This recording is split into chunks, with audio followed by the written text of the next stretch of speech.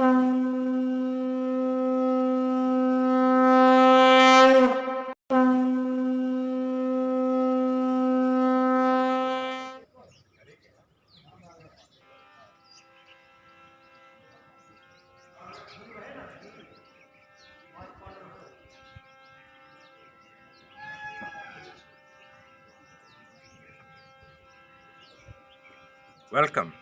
to Journey of Enlightenment.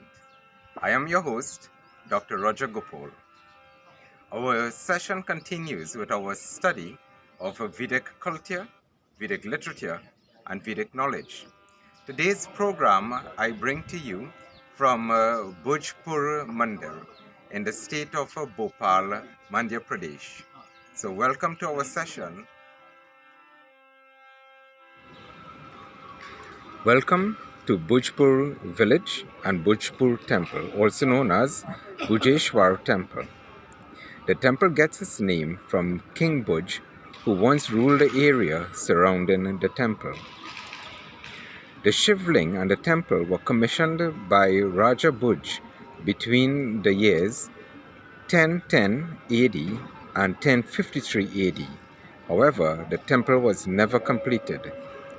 The stone Shivling is 7.5 feet tall and stands on a platform 21 feet tall. The Shivling has a circumference of about 18 feet. The Shivling is the largest stone structure carved out of a single rock in the world and also believed to be the tallest Shivling in a temple. To facilitate devotees from performing rituals, the Shivling is accessed by an iron staircase. The temple is of great importance due to the huge murti of Lord Shiva. Several stone sculptures adorn the temple's dome, facade, and pillars. The exquisite temple has 4 pillars that bear the weight of the huge stone dome. The lower part of the temple has 8 corners, and there are 2 very attractive murtis at the entrance of the temple. The temple has been a major reason for making the town of Bhojpur famous, which we are visiting today. Built in accordance to Vastu Shastra, the temple's entrance is an arch. It is also believed that the temple was the first structure to have an arch. Local people in this village believe that the temple was built by the Pandavas to worship Kunti, their mother. Hope you enjoy these sights as we visit the temple today.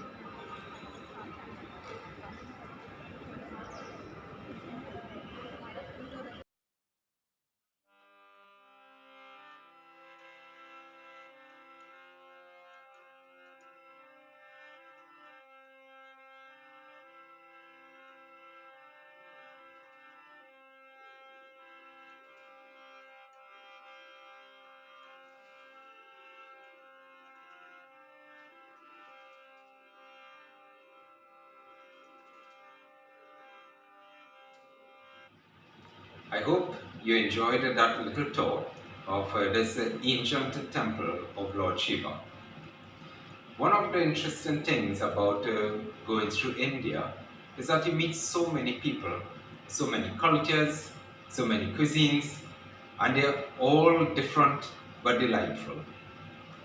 But in meeting so many people, a number of questions are asked in terms of where are we from, what do we believe in, what is the culture of Trinidad and Tobago, and believe it or not, some of the questions that come to us are even on our belief of Sanatana Dharma.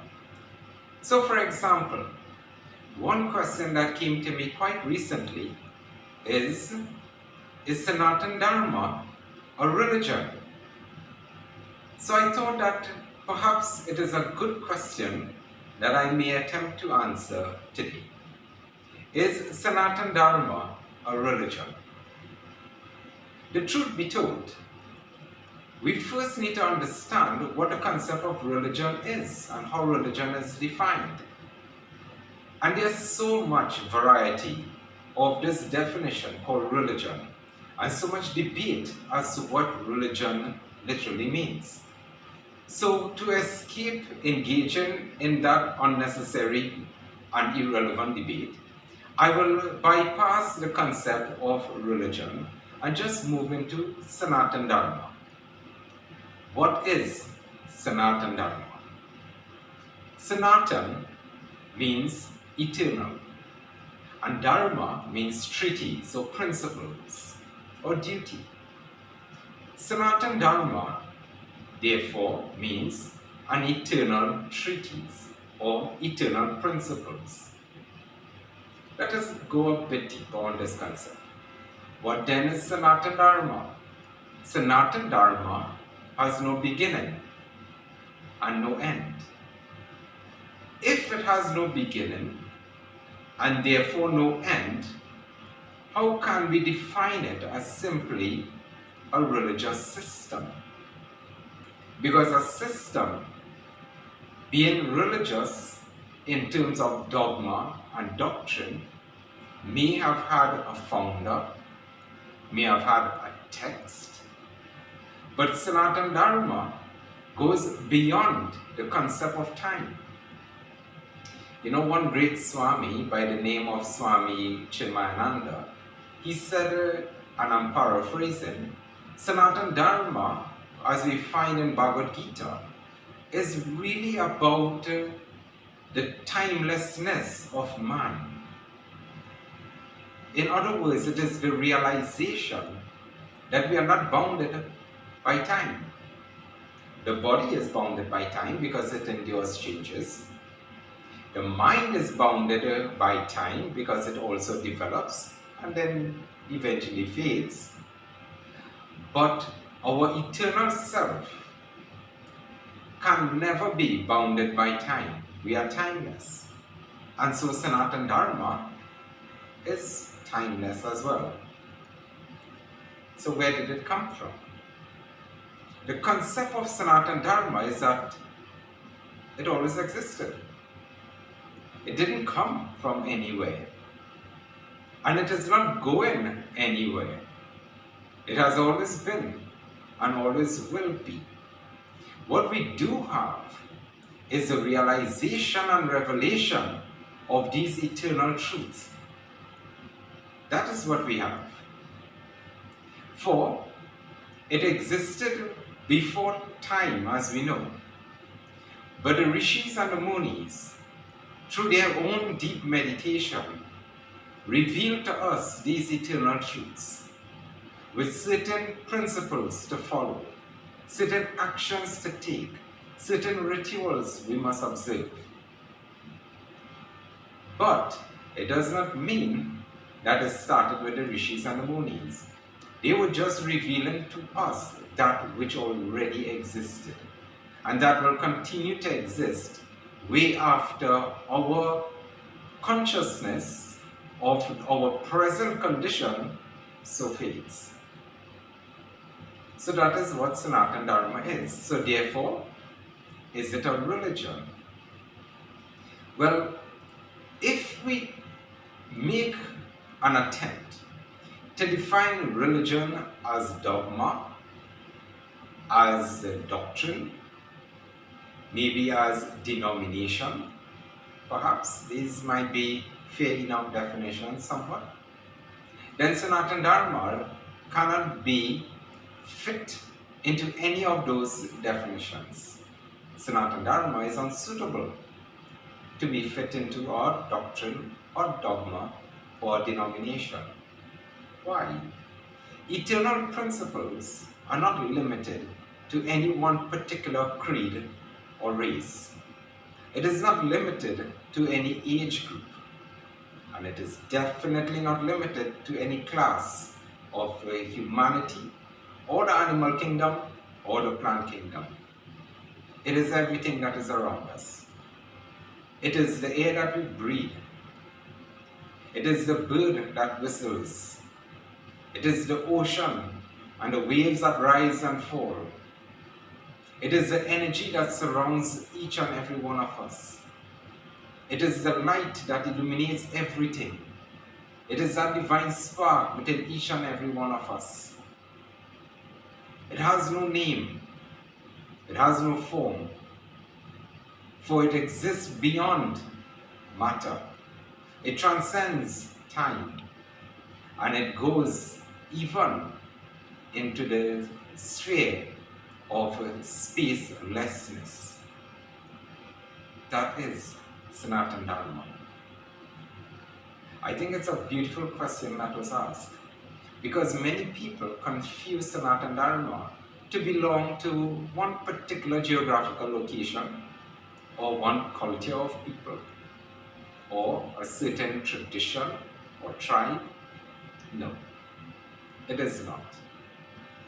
We can call ourselves what we want. We can brand ourselves whatever we choose. Sanatana Dharma has nothing to do with one's branding, one's nationality, for they are the eternal principles that exist. What then is that eternal principle? What is that eternal principle?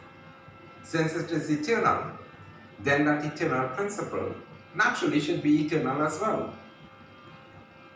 Well, the concept behind Sanatana Dharma is that the world is basically made up of two aspects.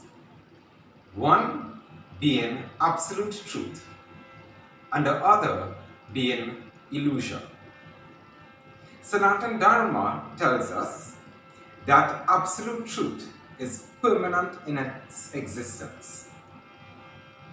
Anything that is not absolute truth is then an illusion, and an illusion is temporary in existence.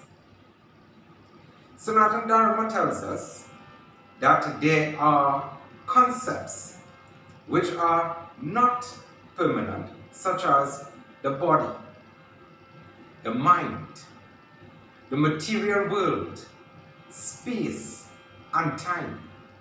They are not eternal. So therefore, they are an illusion, meaning that what we know today is subject to change as time goes by. What is eternal is our very nature, our divine self. Sanatana Dharma asks the question, who am I? And it answers by saying that I am not the body, I am not the mind, but I am that divine consciousness. That divine consciousness has no beginning and no end. Sanatana Dharma, the eternal principles. It has no name. It has no form.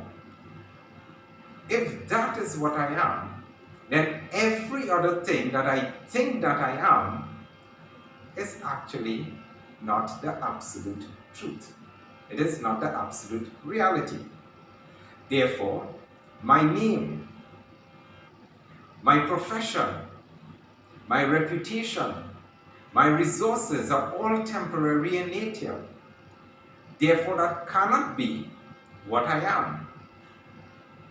What I am is dependent upon that eternal treatise, that which has no beginning and no end. That is what we call the Paramatman, or it is also known as Brahman, which means vastness. No beginning, no end. So let us take an idea of what it is. If you look at the ocean has no beginning and no end. But you see many waves rise and fall, up and down. It will be a great error if one wave identifies himself as independent of the ocean itself. The wave cannot do so. The wave will rise and then it will merge right back into the ocean. It is temporary in nature. But the ocean in this case is all encompassing. It is eternal. That is what divine consciousness is. The body and the mind are just like the waves. It will rise and it will fall, and it will rise again and it will fall. But the divine consciousness is eternal. That lasts forever. So therefore, that is our eternal treatise, Sanatana Dharma. It has nothing, and absolutely nothing, to do with any religious philosophy or concept as defined by a particular framework. So I hope that brought to light this idea of what is Sanatana Dharma and whether it is applicable to just one group of people or one particular religion. Just to re-emphasize and reiterate, these are the principles applicable to all humankind. Why? Because we all search for the same thing in life. It is insufficient for us to know about the objects of this world and yet not know about our own self, that eternal self, Sanatana Dharma, the eternal treatise. I hope you enjoyed this explanation, and we will continue our conversation with another question.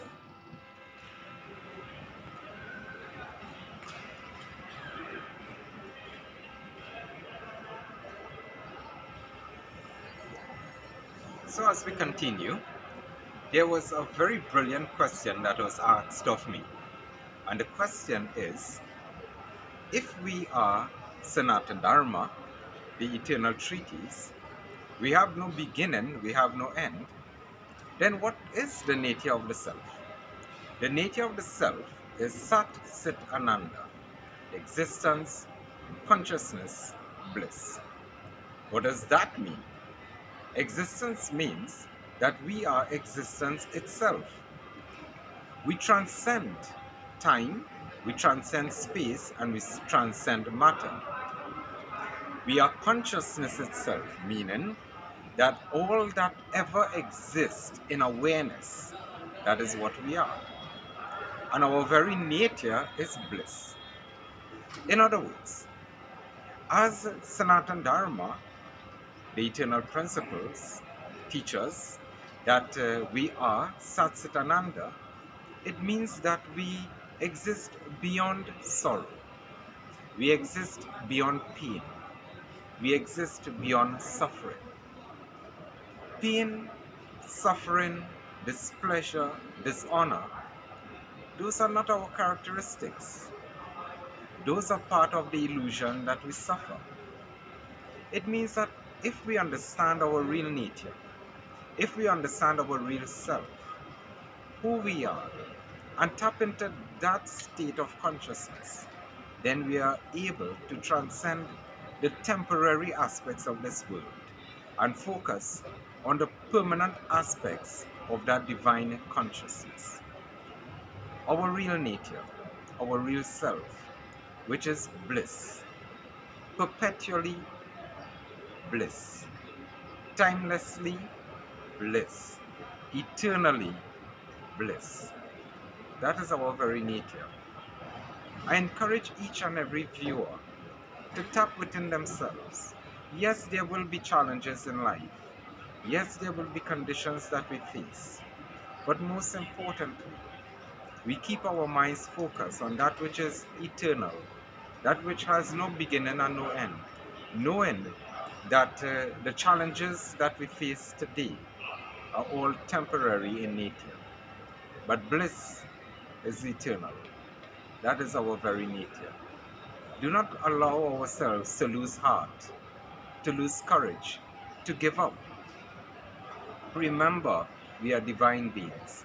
And no matter what happened in this life, we are still divine beings.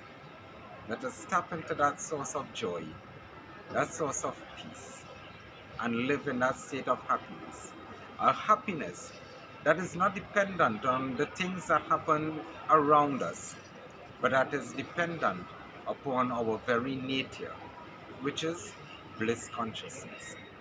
In so doing, we are able to face the challenges in life, to confront the things that makes us endure pain, that makes us endure dishonor.